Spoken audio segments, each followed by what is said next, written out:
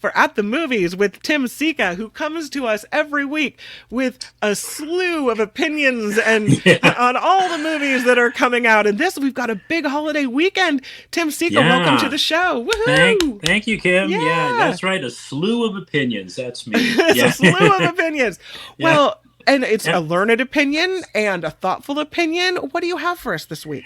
Well, yeah, there's a variety of movies on a variety of stuff topics. The first one we're going to talk about is a horror movie, Mm, and it's a prequel. It's called The Quiet Place Day One. okay. Right? It's a dystopian apocalyptic horror thriller, a Big Apple set prequel to A Quiet Place, right? I mean, there've been two other Quiet Place movies, A Quiet Place and A Quiet Place Part Two. This is a prequel about a woman with terminal cancer, played by Lupita Nyong'o, who, along with this English law student, played by Joseph Quinn, spend the 99-minute runtime of this movie in panic flight from these spidery death angel aliens who attack anybody making any kind of sound. I mean, you could like be walking around, and if you hit the wrong leaf and it crackles, one of these spidery creatures is just going to come out of nowhere and rip you up, right? Same principle. Yeah, No. yeah, same principle. Same principle is to be found in A Quiet Place and A Quiet Place Part Two. Have you seen either of those movies? No, because Oh, okay. it freaks me out. But Yeah, I do. yeah, I am interested in the premise. So I yeah. kind of have thought about maybe whether I want to watch it, but I don't know. What do you think? Well, the plot. I'll talk about the plot. The plot in this prequel involves the Lupita Nyong'o character, who's in the poster there. Yeah, she's to the left. Uh, she, wanting with the help of this English law student she ran into during one of these attacks, is played by Joe Quinn. Um, this, what I'm going to say, is apparently all takes place in a wrecked, nearly totally destroyed Manhattan. Mm, She wanting, before she dies, because she's got really bad cancer, she wants his help to get to Harlem to get some pizza, a memory that reminded her of something she used to do with her late father. I know in the beginning it sounds a little ridiculous, but when you find out why she wants to get the pizza, it becomes actually kind of touching. So, and yeah, so okay. this is it's an effective horror mood piece. It's a sonic bombast in IMAX with an ear-splittingly loud soundtrack, very effectively, very unnervingly filmed, hardly any dialogue. The aliens screeching and the in pursuit of the human scenes are really terrifying. The special effects are a knockout. We don't get much of an explanation because this is a prequel. I thought we were going to get more of an explanation as to why these aliens are attacking, or where they've Hmm. come from, or what their motives are. More of a But backstory. Yeah. yeah, no backstory. But I don't think that's what they're after. I think they just the craft of the film seems to only be in support of making you scared, and so that's really what Okay. they set out to do, is to make you scared.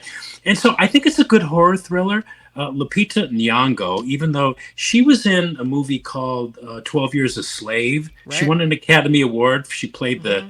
I think Patsy was the slave she played. Even though her character is dying of terminal cancer, she still looks radiant. I mean, the camera loves this woman, and we Yeah. love looking at her. All the actors deliver tremendously physical performances. One of the things about the aliens is that they're like afraid of water. They won't go near the water because they immediately drown. So there's lots of scenes with people like, in water up to their necks, and it's none of it looks fake. And I'm thinking, man, these actors really had to earn their pay for this movie. They should get some kind of an award for endurance and having to convey terror in the water and without making any kinds of sounds, right? Oh. But oh, and animal lovers. There's one great cat in this movie. In fact, I would call A Quiet Place Day One. It's an apocalyptic dystopian horror film for cat lovers, really, because there is this neat cat. And I'm a cat lover, so when it was all over, I was so glad to come home to give my cat Hermes lots of extra love. So it had that. It had a kind of a Hallmark feel to it, in that it's this really creepy horror movie, Right. but there was a sweetness about it, and it all involved this cat, and I'm sure none of it was realistic or anything, but it was sweet. And so anyway, fans of the Quiet Place franchise, I don't think they'll be disappointed in this movie. Could you, if you were like just to go with their premise, Could Yeah. you live on a boat, or could you be making all kinds of racket and splashing around in water and be safe? Yeah, yeah. Well, there is a scene where there are a number of people on this like barge boat out in I don't know I don't know what river is close to Manhattan. The Hudson? Yeah, the Hudson, I Okay. believe. Yeah, and they're in there, and yeah, that's kind of where the people that are still alive, the few people that are still alive, are Mhm. escaping to.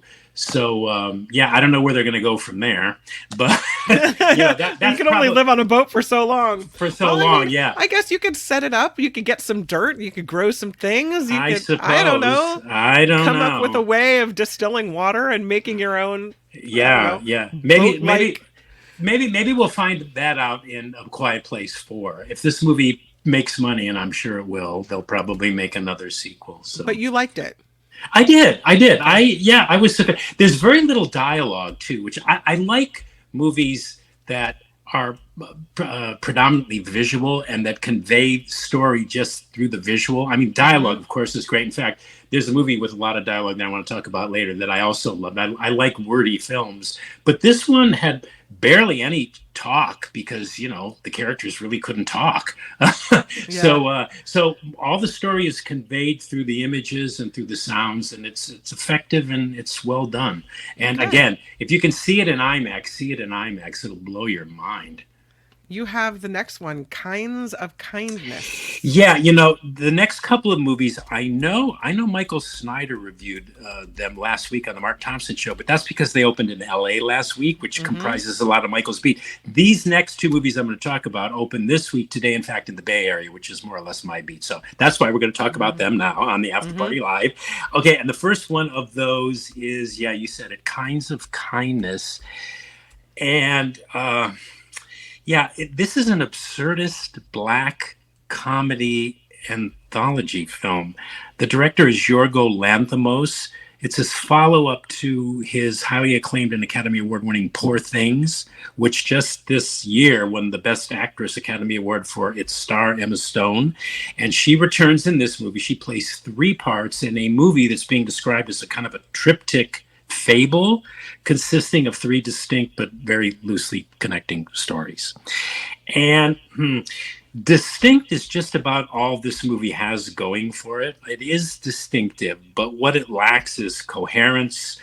purposeful intent, entertainment value, intelligence, and most of all, meaning.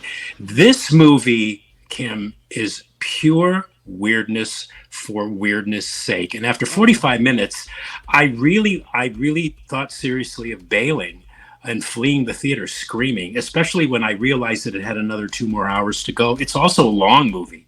It Mm. clocks in at just 15 minutes under 3 hours. And I couldn't even begin to tell you what it's about. And I think the director owes everyone contemplating seeing this, if not an apology, certainly at least some sort of explanation as to what he thought he was doing. The actors appear to know what they're doing. All the performances are really committed and focused and attuned to the weirdness and the mercurialness of the disjointed goings on. Jesse Plemons is in this, Emma Stone, Willem Dafoe, Margaret Qualley, Hong Chow. Big All names, really big. right? It's a great cast. Joe Alwyn. All of these actors seem to know what they're doing. But this is the thing. I thought, well, I looked up, I did some research, and this movie was originally titled RMF, right? There are three stories here, and they're all titled differently. The Death of RMF, RMF is Flying, and RMF Eats a Sandwich. The film's original title was simply RMF, but then was changed to AND, then inexplicably to Kinds of Kindness. Makes sense? No, not much, if any. Is RMF the initials of a person? Yeah, it's the initials of one of Okay. the characters. Okay. But this is the kind of movie that gives art films a bad name, and it's a perfect example of why the general public tends to shy away from them. It does boast. How can I say this without? I want it. It's got cojones. I'll give it that. But to call it anything more than deliberately confusing, pointless, weird, obscure, Mm-hmm. narcissistic, and outright annoying would be giving it way too much more credit than it can really Wow. deserve. I think we critics sometimes feel obligated to overpraise films like this for fear that we may be missing something like the artist's intent. Well, I'll be one of the few here, or maybe many, I haven't read any of the other reviews, to admit that I completely missed what Lanthimos meant or what he was going for, or why the hell this movie even exists. To me, it's the worst film of 2024, Oh, without wow. question. Yeah, Okay. 2 hours and 45 minutes of incoherent, masturbatory bilge.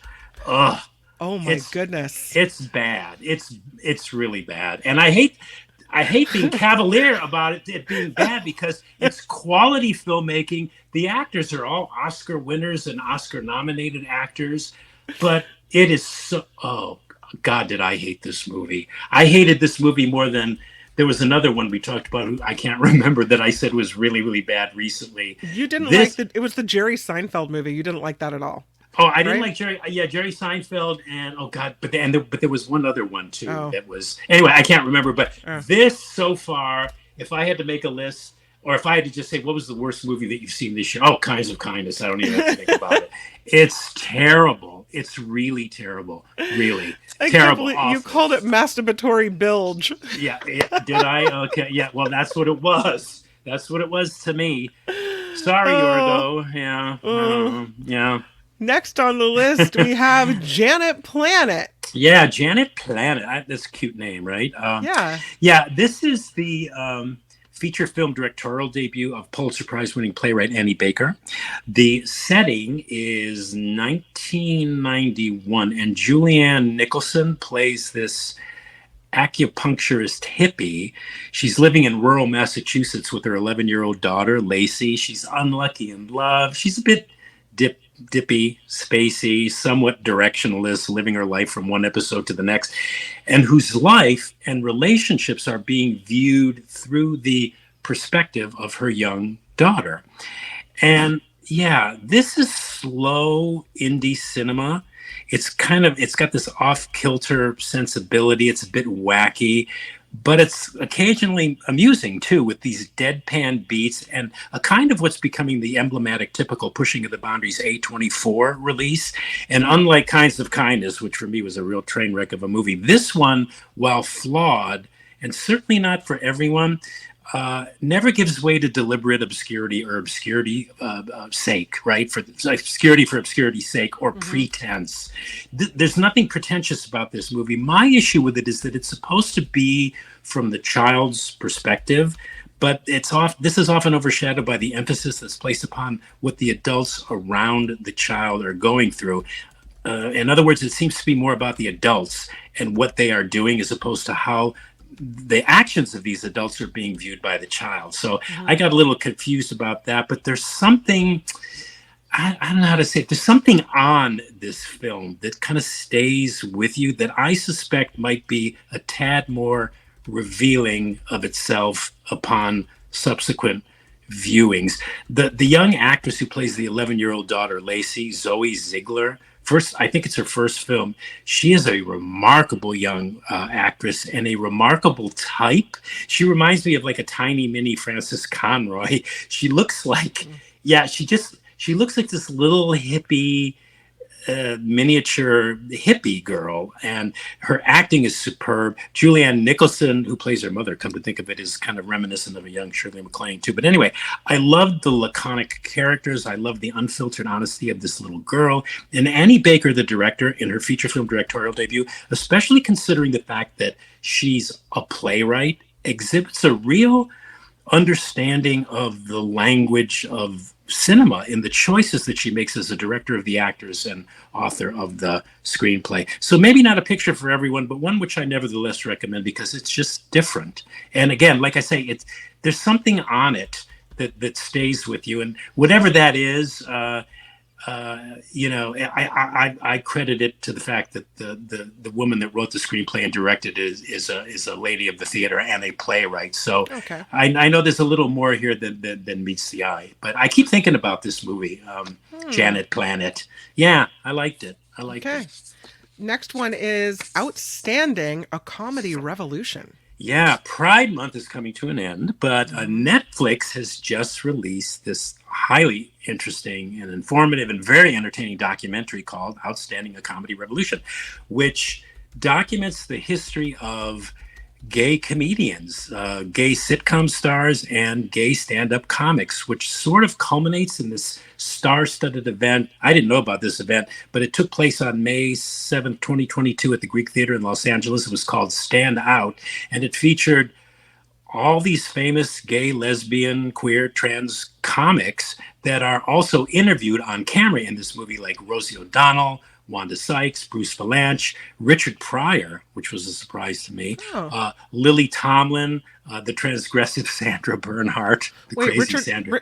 did you have to Yeah, be LGBTQ? Because I didn't know Richard Pryor was gay. well, I didn't either. I don't know if he identified as gay, but they played an excerpt of one of his routines, and he talks about doing stuff with a guy, Oh, which I okay. had never seen before. And I went, oh, that's news to me. All Anyway, right. Lily Tomlin is in this movie, Margaret Cho, Billy Eichner, Scott Thompson, Todd Glass, Joel Kim Booster of Fire Island fame, that recent movie, Judy Gold, Ellen Mhm. DeGeneres, Eddie Izzard. Great interviews Wow. and really interesting history, too, because we learned basically how these queer artists came out, how their coming out changed and or affected their comedy, and how they as people and as artists came to be where they are today, despite all these obstacles and having setback after setback with the the right wing politics of the Reagan administration, the devastation of AIDS in the mid '80s and the '90s, Sure. and the often and still kind of homophobic culture of the straight male comedy circuit. It's fun, it's funny, it's relatable, and it remind. What I liked about it is it reminds you of the power. This is going to sound corny, but it reminds you of the power that authentic comedy that comes from a truthful place Hmm. can have on another human being. And I know, again, it sounds corny, but it also reminds you of how laughter can heal and help us see past a person's exterior. So I really liked it. It was fun. It was funny. The pacing was interesting. And it was 90 minutes that just flew by. And it's called Outstanding: A Comedy Revolution. It's now streaming on Netflix. Oh, great. So it's very Yeah. accessible. Yeah. Very accessible and really fun. Yeah. This one, Daddio. Daddio, yeah, there they are, those actors. Yeah, this is a this is one that I had my doubts going in, and immediately figuring out what the setup was, and it was going to be. I'm going, I don't know, but yeah, Daddio. It's a two-hander, meaning there's just two actors on screen for the whole Okay. movie. Dakota Johnson there in the poster, and Sean Penn in conversation in a taxi cab that traverses from the airport to the home of this young woman played by Dakota Johnson, who takes a cab driven by Sean Penn from the airport back to her apartment in Manhattan. And of course, en route, basically, they bare their souls to one another and they wind up having honest conversations about each other's past, their past and present relationships. Sex is a big topic, power dynamics in relationships is a big topic, love is a big topic, and loss. It's like a play. In fact, it was originally conceived as a play, if I'm not mistaken, as it all takes place in one setting, in Hmm. this case, inside a taxi cab. And despite the fact that it's probably a bit unrealistic, it would probably be more believable on the stage because those kinds of conceits work better on a stage because the stage is three-dimensional and the movies are two-dimensional. There's nothing stagey about this movie, however, but despite the fact that you might go, well, this is a bit of a stretch that this would ever happen. Two strangers bearing their souls to each other like this in a cab, spouting deep philosophical thoughts Sure. and stuff. The actors are so damn good. Dakota Johnson and Sean Penn. The actors are so good that they effectively sell it. And you do believe that this indeed is happening, that this indeed could happen. And it's very, very touching and really deeply moving at the end. I was holding back the tears, I'll tell you. It was Oh. really touching. And it's the kind of movie I particularly like. It's conversation, dialogue, words as cinema movies, I like to call them. Hmm. And Yeah, it emotionally really got to me when it was over, and it allayed any concerns I had about it not being believable, because I was ultimately moved by it, and I give credit to the film because of the direction, and the actors are superb. It's my favorite movie of the week. Okay. Daddio is, yeah, yeah. Nice.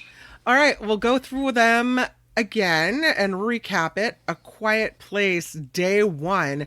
You said good performances. You liked Yeah, it. You said very little dialogue, but it's effective and it's well done. You yeah, recommend. yes, yes. Kinds of Kindness. Oh, You I think I'm said getting a headache.